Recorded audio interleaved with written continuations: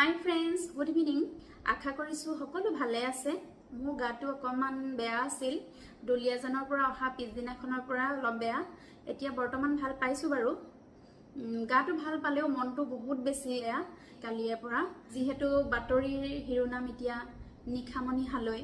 সঁচাকৈ চাই ইমান বেয়া লাগিছে। সকলোৱে বাৰু মনৰ অৱস্থা একেই হৈছে, গম পাইছোঁ।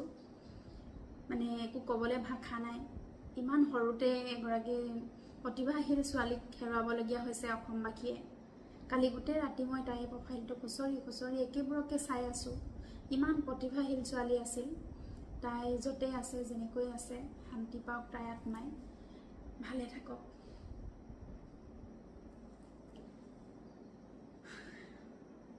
আচলতে মনলৈ বহুত কথা আহে, মানে আমনি কৰি থাকে কথাবিলাকে।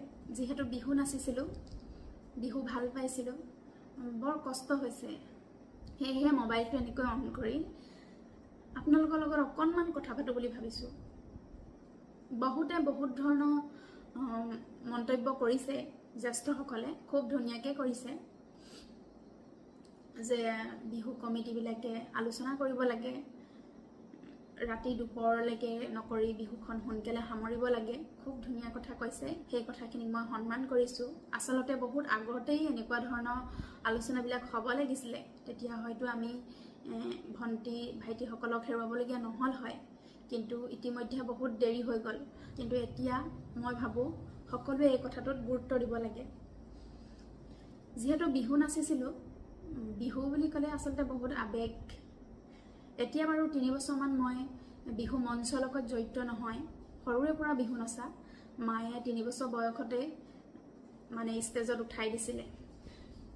তাৰপিছত নাচি যেতিয়া ডাঙৰ হ'লোঁ, বিহুৱতী নাচিবলৈ হ'ল, তেতিয়া কিন্তু বিহু নচাটো সামৰিব লগা হ'ল।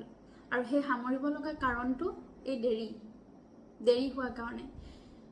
গধূলিতে গৈ একেবাৰে ৰাতিপুৱাহে নাচিব পাওঁ, 4টা 6টা তেনেকুৱাত নাচিবলৈ পাওঁ।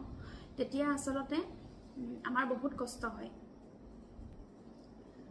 এতিয়া আমাৰ কষ্ট হয় বুলি ক'লে আচলতে ভুল হ'ব। মানে নাচনীসকলৰ বহুত কষ্ট হয়। আমাৰ কষ্ট হৈছিলে।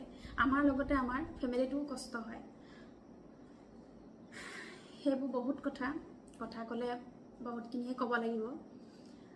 মই এই বিষয়ে ক'ব লাগে বুলি মনলৈ আহে, কিন্তু ক'ব লাগে বুলি এইখিনি সময়ত ভবা নাই। আৰু এটা কথা, আজিকালি বিহু চাব যাবলৈও বহুত ভাবিব লাগে আপুনি মই। কাৰণ বিহুবিলাক আৰম্ভ হয় 12টাৰ পিছত। মানে যিখিনি মুকলি বিহু, বিহুৱতী, এইবিলাক প্ৰগ্ৰেম আমি চাবলৈ অকণমান চিন্তা কৰিবলগীয়া হয়। আৰু আটাইতকৈ ভাল লাগে বুলি ভাবোঁ মই সেইখিনি বিহুৱে। যেতিয়া চাবলৈ যাবলৈ ভাবিব লগা হয়, তাত নাচিবলৈ যাবলৈ বহুতৰে কিন্তু এতিয়াও অসুবিধা হয়। সেয়েহে সকলো ফালৰ পৰা চাই সকলোৱে যাতে বিহুখন উপভোগ কৰিব পাৰে, সকলোৱে সুবিধা হয়, সেইধৰণে বিহুখন পাতিব লাগে, আলোচনা কৰি ল'ব লাগে, বা চৰকাৰে এটা নিয়ম কৰি দিব লাগে। মই তেনেকৈ ভাবোঁ। গোটেইখিনি মানুহে যাতে বিহু উদযাপন কৰিব পাৰে, বিহু নাচিব পাৰে নাচনীসকলে, তাৰে কামনা। ধন্যবাদ।